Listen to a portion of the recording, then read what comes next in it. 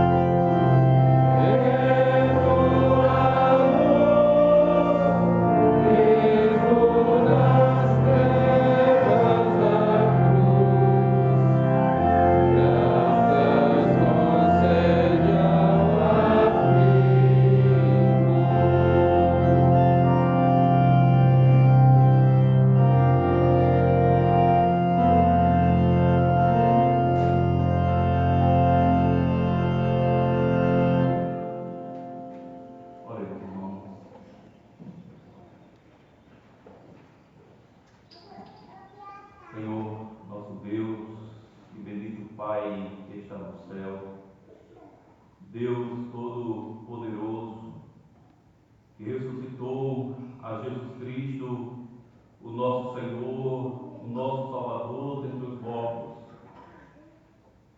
mostrando assim seu poder sobre a vida. Te louvamos, ó Senhor, te bendizemos, porque Tu és o Deus único e verdadeiro. Louvamos porque servimos a um Deus vivo, a um Deus que está entre nós, que fala com o seu povo.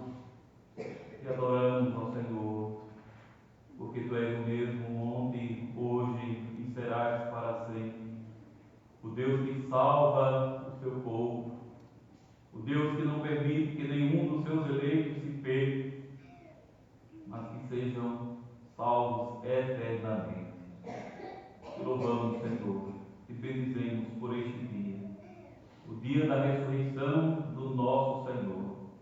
E queremos, Senhor, neste dia te adorar na beleza da Tua santidade. Por isso, invocamos o Teu nome e te pedimos, Senhor, recebe o nosso culto, recebe o nosso louvor, recebe, Senhor, a nossa adoração. Conhecemos, Senhor, que somos pecadores. Por isso, confessamos assim os nossos pecados e suplicamos Tua graça, Tua misericórdia sobre nós, não somente pelos méritos do nosso Senhor e Jesus Cristo. Abençoe o Senhor neste dia. Fala-nos por meio de Tua palavra. Nós rogamos assim, em nome de Jesus, Teu Filho. Amém. Vamos, irmãos, vamos agora ler a lei do Senhor. Lei do Deuteronômio, capítulo 5. Deuteronômio, capítulo 5, a partir do versículo 6.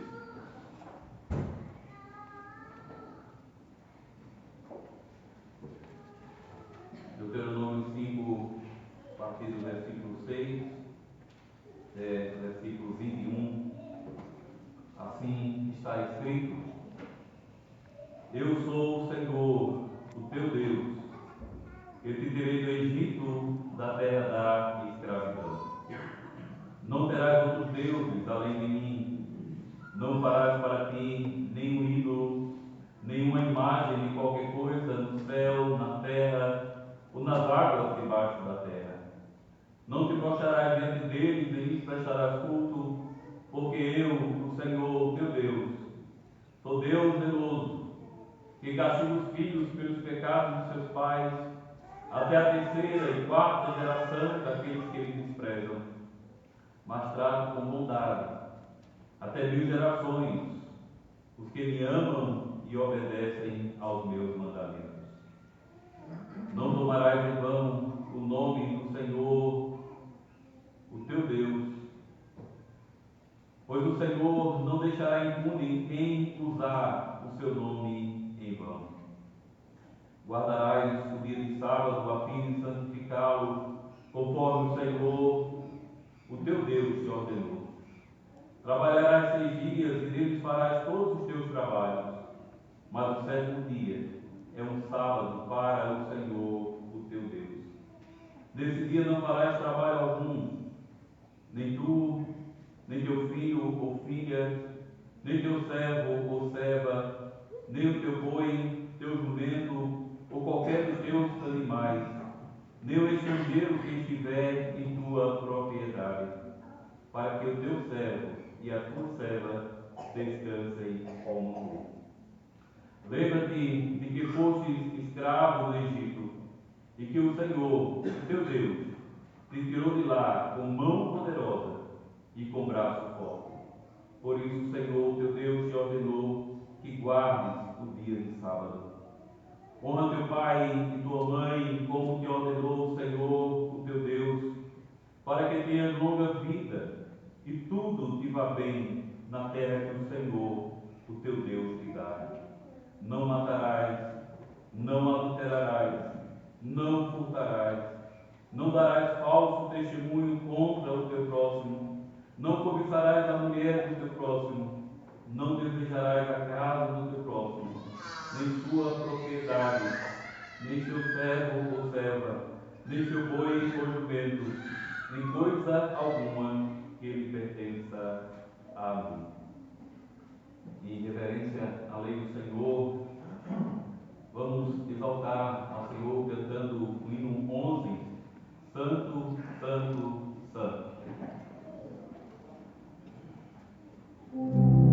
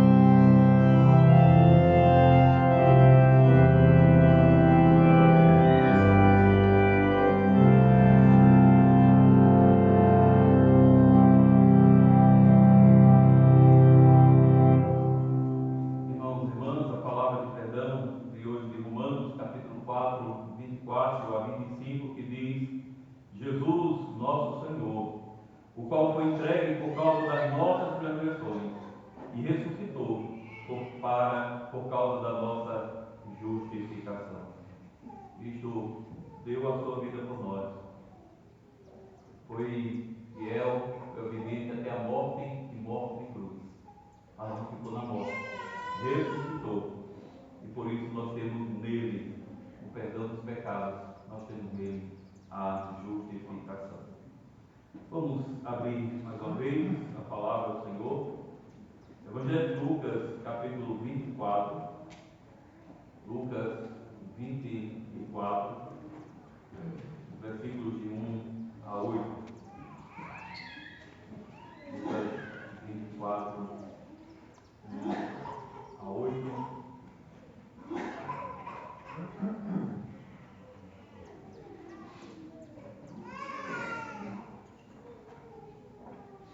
Este é o Evangelho do nosso Senhor Jesus Cristo. No primeiro dia da semana, de manhã cedo, as mulheres levaram ao sepulcro as especiarias aromáticas que haviam preparado. Encontraram removida a pedra do sepulcro, mas quando entraram, não encontraram o corpo do Senhor Jesus. Ficaram perplexas, sem saber o que fazer. De repente, dois homens com roupas que brilhavam como a luz do sol colocaram-se ao lado delas. Amedrontadas, as mulheres baixaram o rosto para o chão e os homens lhes disseram: por que vocês estão procurando entre os mortos aquele que vive? Ele não está aqui, ressuscitou. Lembre-se do que ele lhes disse quando ainda estava com vocês na Galileia. É necessário que o Filho do Homem seja entregue nas mãos de homens pecadores e seja crucificado e ressuscite no terceiro dia. Então se lembraram das palavras de Jesus. Vamos agora, meus irmãos, louvar ao Senhor por tão grande salvação em Cristo Jesus. Vamos fazer isso cantando o hino 12 da Escola Bíblica. Está na página 244. Cristo ressuscitou.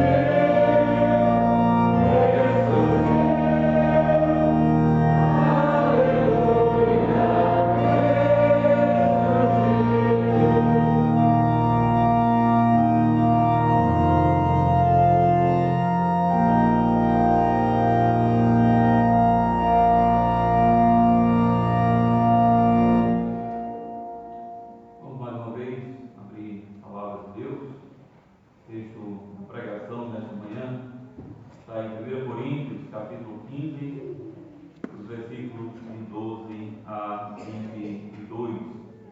1 Coríntios, capítulo 15, de 12 a 22.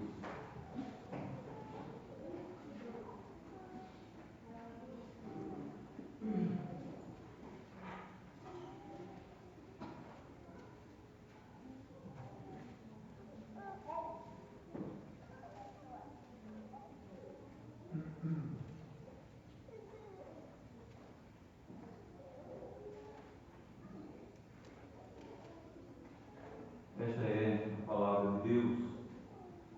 Ora, se está sendo pregado que Cristo ressuscitou dentre os mortos, como alguns de vocês estão dizendo que não existe ressurreição dos mortos?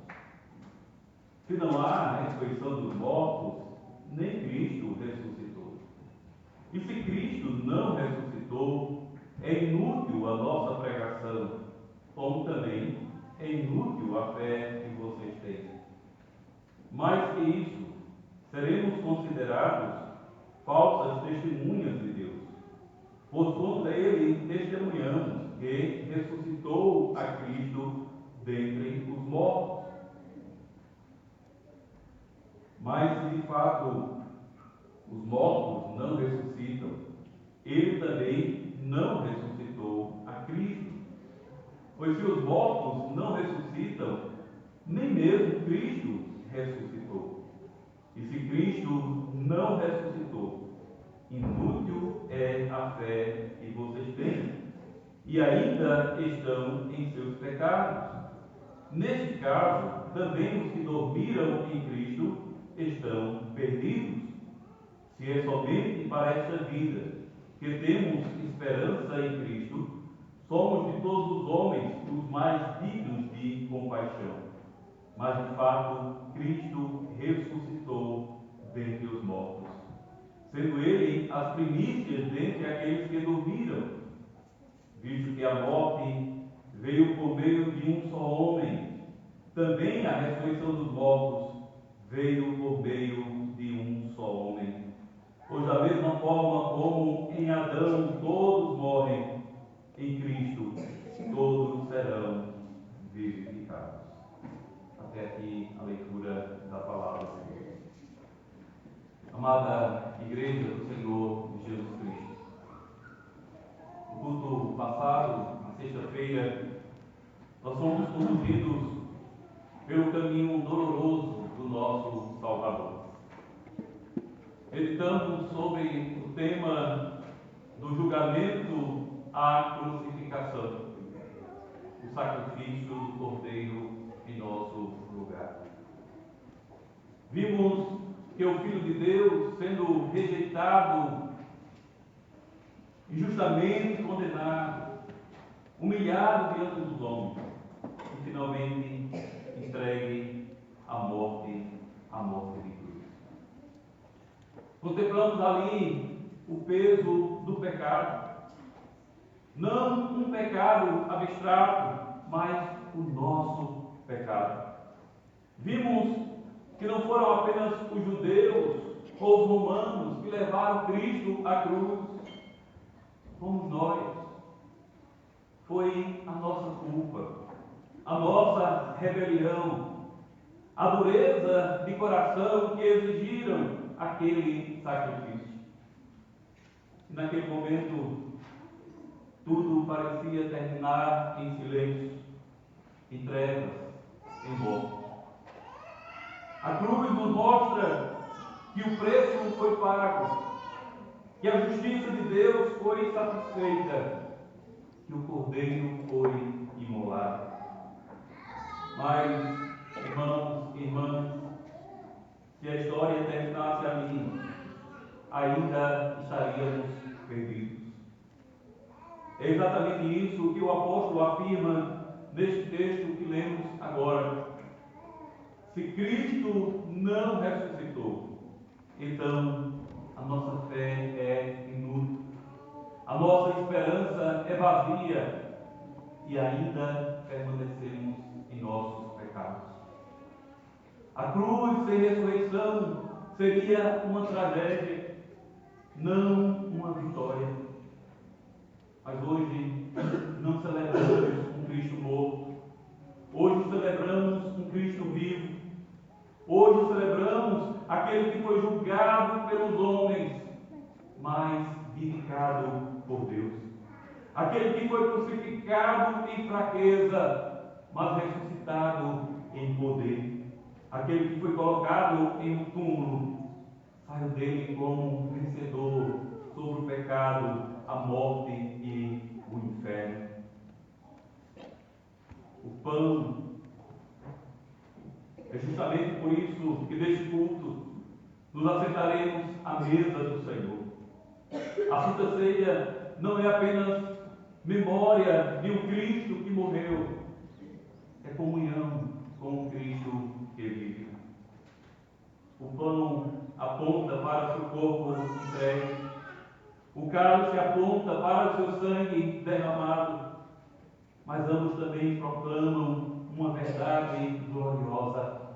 Ele morreu, mas ele ressuscitou e ele vive para sempre.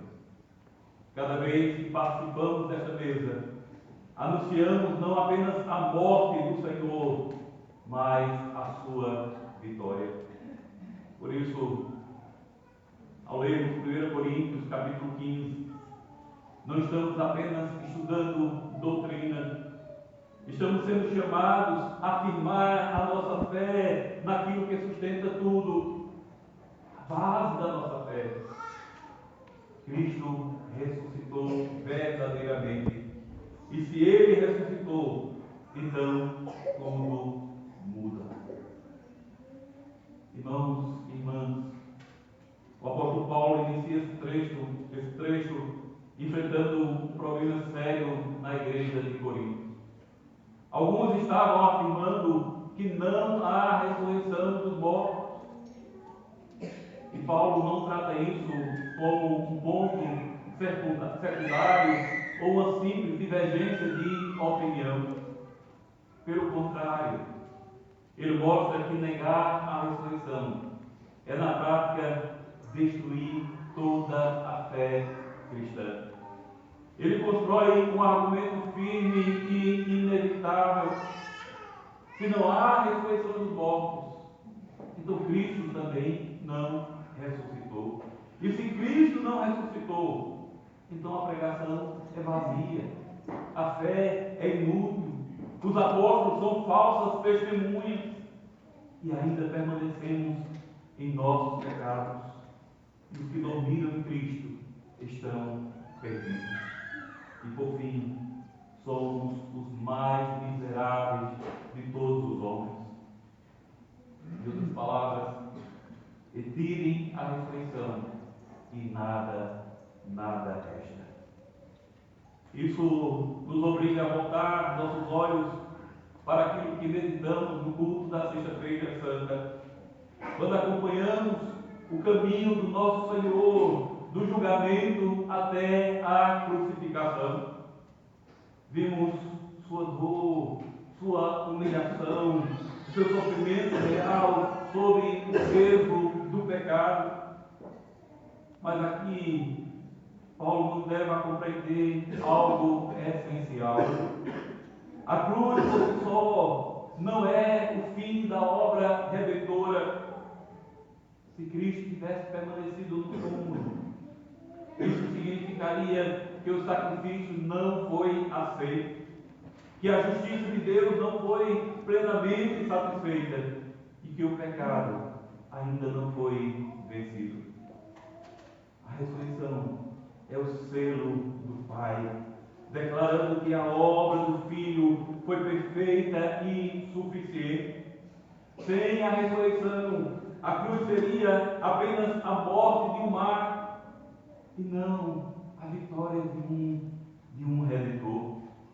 Por isso Paulo afirma com tanta força: e se Cristo não ressuscitou, inútil é a fé que vocês têm e ainda estão em seus pecados. Não basta dizer que Cristo morreu por nós.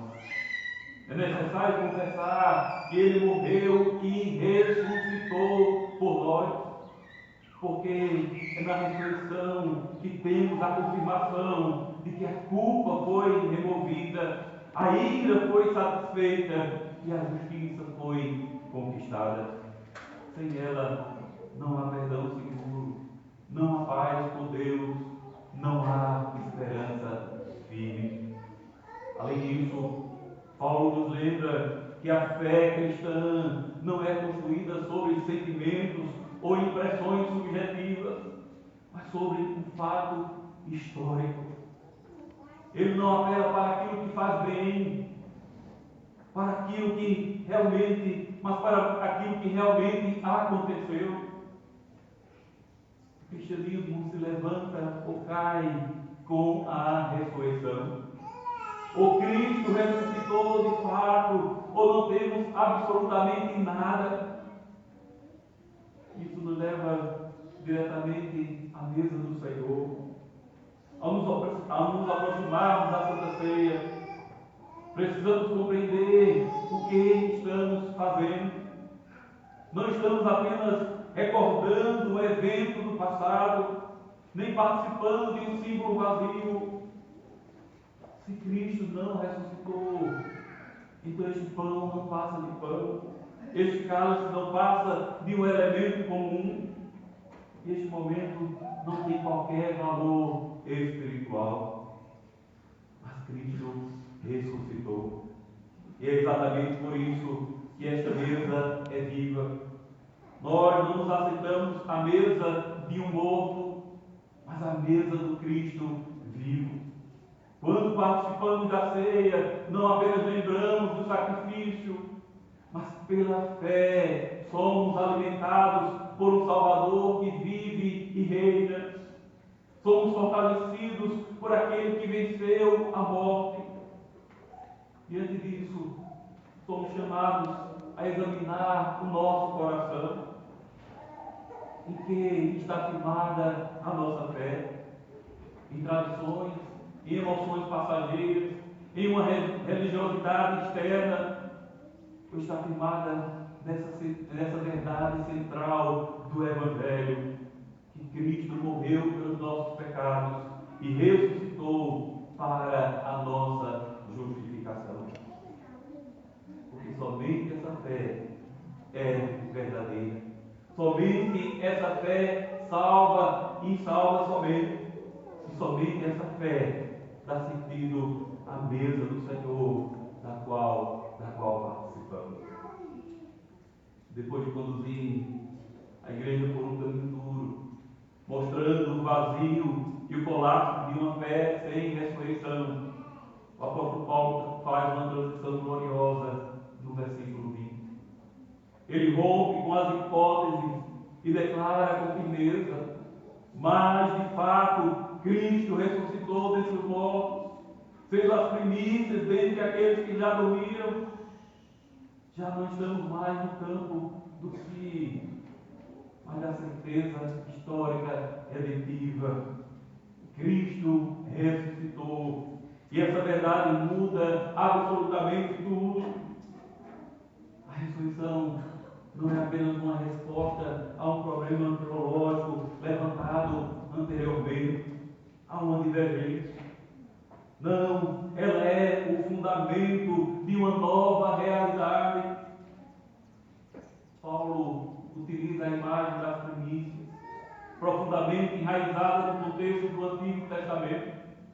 As primícias eram os primeiros frutos da colheita oferecidos a Deus, não apenas como expressão de gratidão, mas como garantia de que toda a colheita viria depois.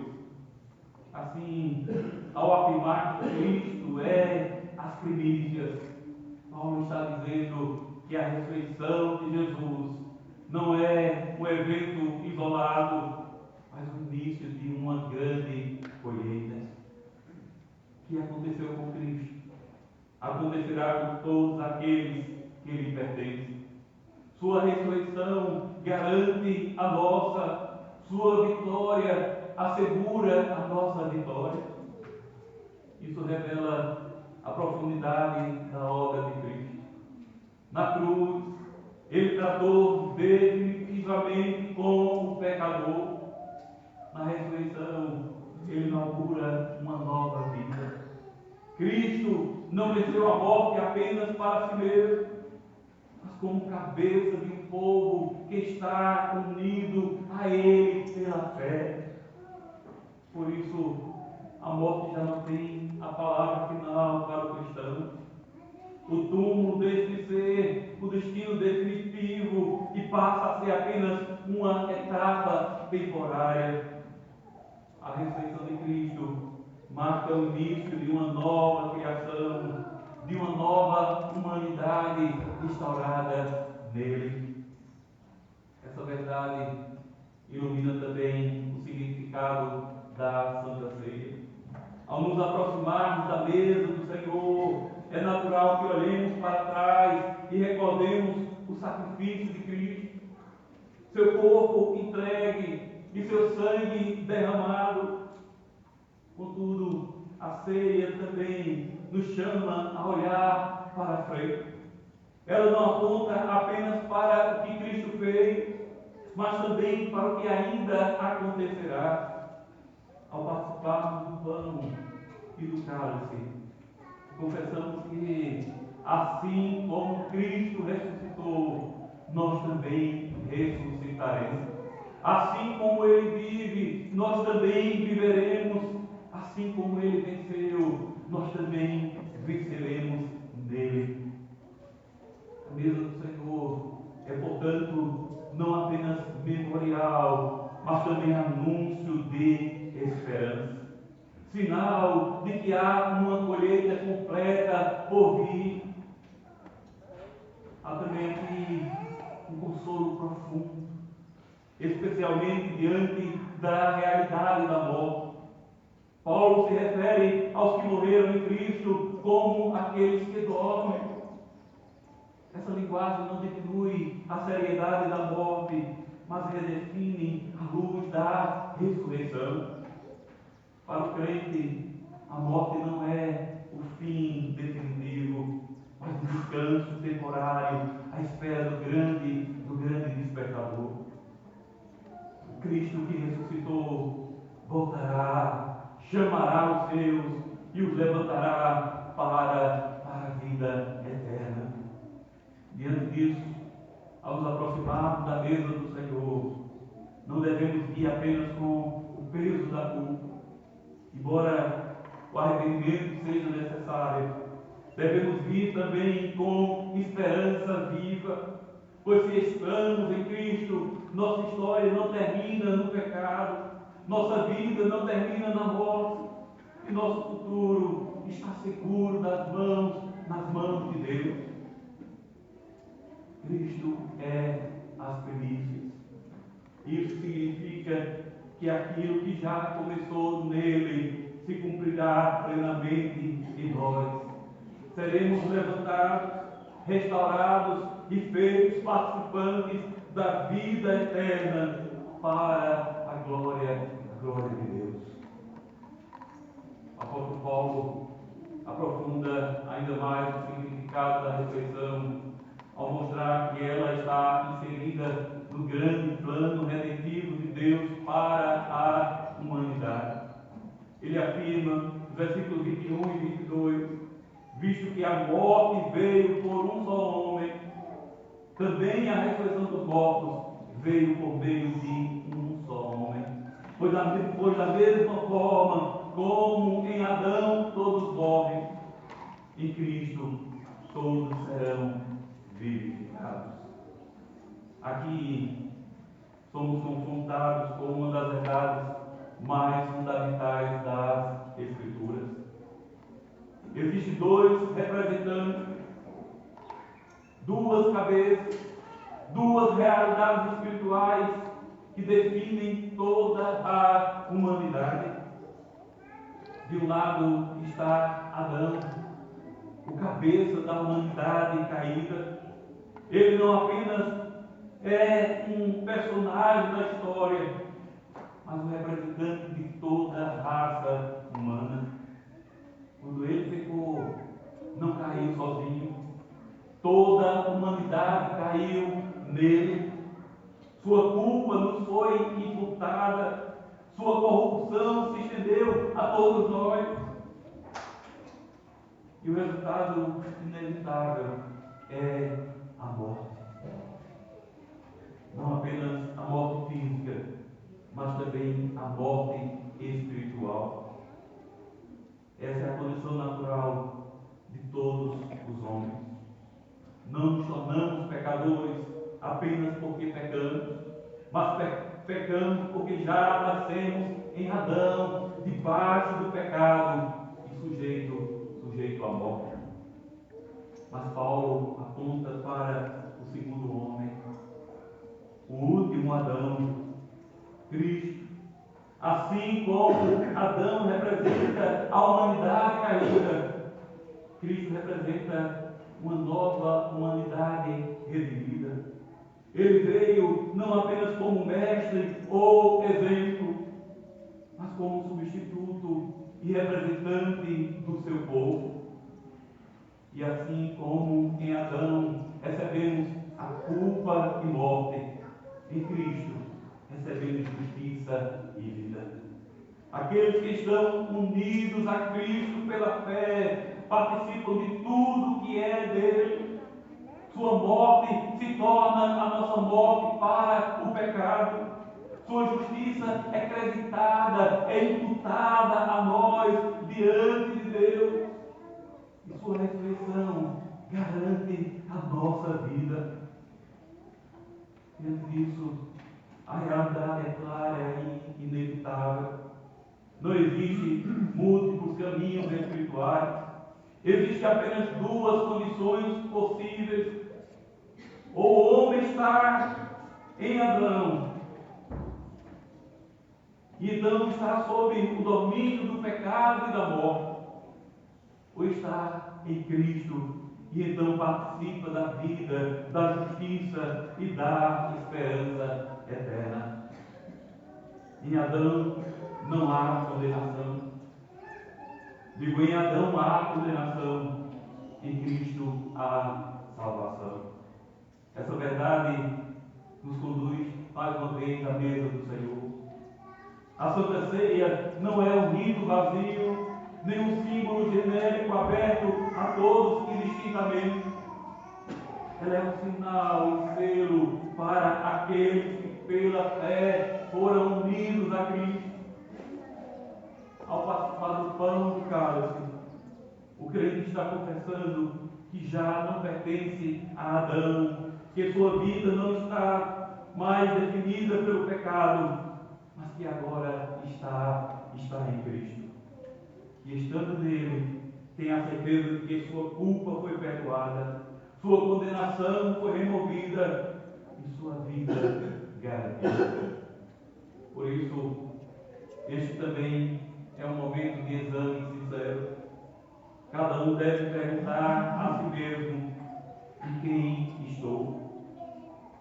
Não basta estar presente na igreja, nem participar exteriormente dos elementos.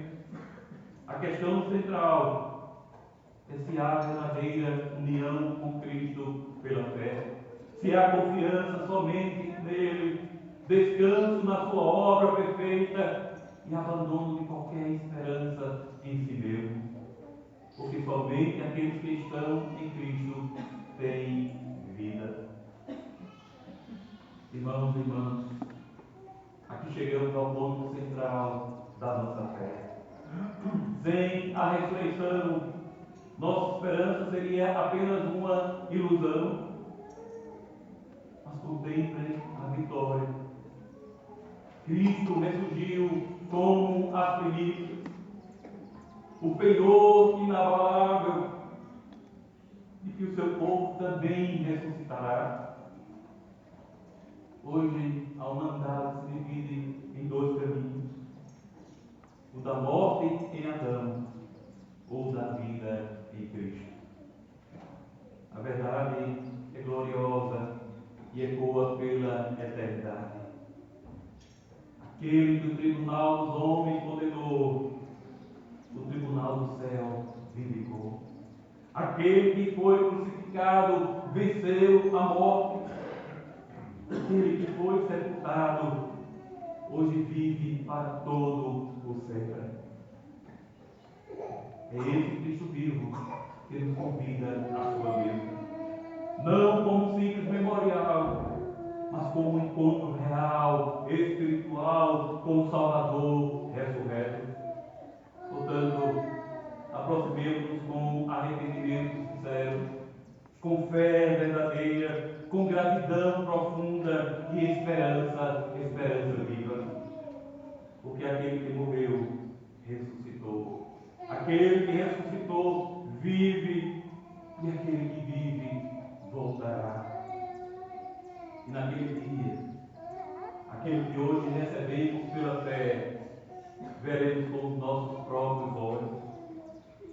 Até lá, participaremos do pão e do cálice, proclamando com convicção: Cristo morreu, Cristo ressuscitou e Cristo voltará.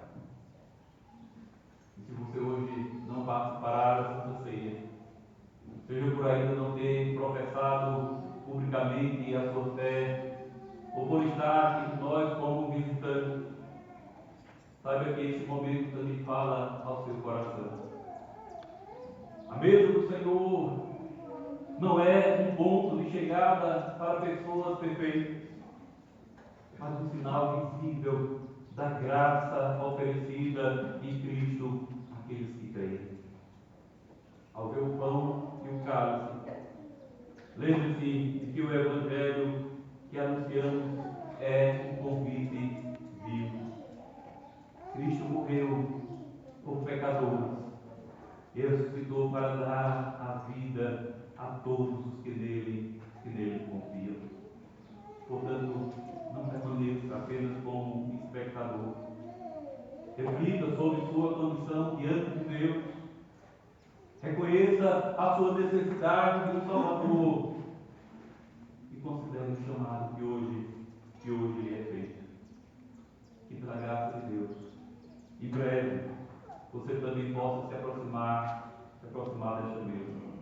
Não apenas para observar, mas para participar como alguém que foi alcançado pela vida que há em Cristo. Amém. Vamos responder a essa palavra cantando o Salmo 116, as estrofes de 1 a 4.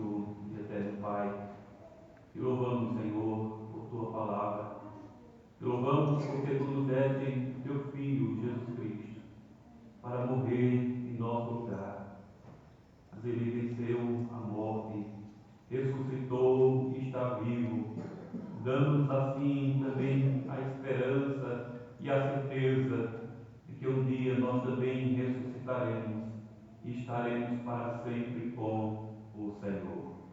Dá, ó Deus, que possamos viver e morrer nesta esperança. Que possamos viver não para nós mesmos, para os nossos prazeres, nossas vontades, nossos projetos, mas para a Tua glória, para o Teu louvor. Para que toda a nossa vida, Senhor, seja um testemunho vivo da esperança que temos em Cristo Jesus, e que somos cidadãos dos céus e que estaremos para sempre na vida eterna. Abençoe-nos, ó Deus, neste dia. Dá, Senhor, que agora nos aproximarmos da mesa, possamos, ó Deus, descansar na promessa de que o Senhor perdoou todos os nossos pecados. E dá também, Senhor, que assim, com fé viva no Senhor, amando-te acima de todas as coisas, possamos também amar o nosso próximo. E que essa comunhão que temos na mesa não seja apenas simbólica, mas seja de fato de verdade. Abençoe-nos, ó Deus. Nós te rogamos